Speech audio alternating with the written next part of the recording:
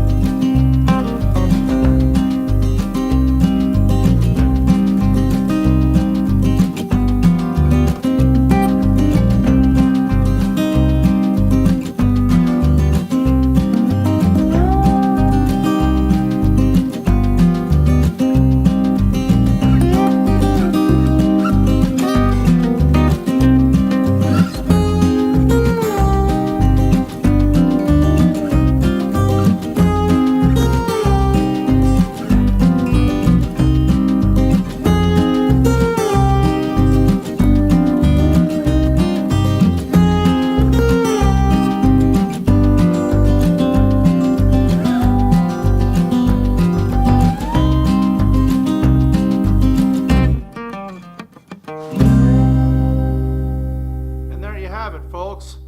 An unboxing and an assembly of my new Supermax 1632 drum sander. A few thoughts on the assembly was pretty easy. The instructions were clear. There were plenty of good pictures in order to help to put the whole thing together. The head assembly with the belt and the drum and all that came in one piece. So basically all I had to do was put the stand together and put the head on top of it. It is quite heavy. I have a messed up left arm, so I had to get creative on how I lifted and slid it off of the table saw in order to get it onto the stand. But it was possible and I was able to do it. Now, of course, there's always some adjusting you have to do to a new machine when you get it. I had to make the drum parallel with the table, and in order to do that, I had to loosen these 4 bolts and adjust this nut down here, and it raises this end of the table either up or down. It's a bit finicky to do, but once you figure it out and what the bolt's doing and how much it raises and lowers the table, it can be done fairly easily. So that did take a little bit of time, but these adjustments have to be made, and that's how I was able to do that. So another weird thing that I had a little bit of problems with were these rollers down here. There's one here, and then there's one over here as well. And with that, there's a couple screws there and there that you have to turn and either give tension or take away. My problem was the board was going through and slipping on the drive belt and burning the wood. So I had to make quarter turns on these screws right here in order to add tension or relieve tension. And that took quite a bit of time to accomplish, but I finally got it tuned out, and it's working great now. And that brings me to the digital readout, the DRO. This particular one reads in 30 seconds, 64ths, and 128ths. I have it set on 30 seconds, I do believe. It's easy enough to change. So it's zeroed out right now, and that is the drum all the way down to the drive belt. If I lift it with the micro adjustment, as you can see, it raises up and it gives you all your readings. It also gives your readings in metric too, if that's something you're interested in or you're from across the pond. So first impressions, I like it. It's sure going to take away a lot of work from standing behind an orbital sander. It's not going to take the place of an orbital sander, but it will save some time from the orbital sander. It keeps my wood very consistent thick. I run it through the joiner, run my wood through the planer, and then run it through the sander to get it down to the precise thickness I'm looking for. And it comes out silky smooth on the other side, depending on what sandpaper you're using, of course. I did buy some rolls of sandpaper. Got 80 grit, 120, and 240. The 240 you have to take really light passes or it'll just gum up in the machine.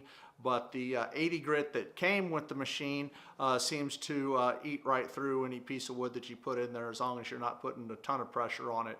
I did run a small piece of oak through there and got it down to a 1/37 of an inch thick, so or thin, however you want to do it, and it was consistent throughout. I checked it with a set of calipers and stuff. Other than that, the impressions that I have, the first impressions I have, are it looks like it's going to be a fantastic machine and a nice addition to the shop here at Shop Dust. So guys, if you like what you're seeing and you want to see more, click the bell, like and subscribe, and you guys keep working in the shop.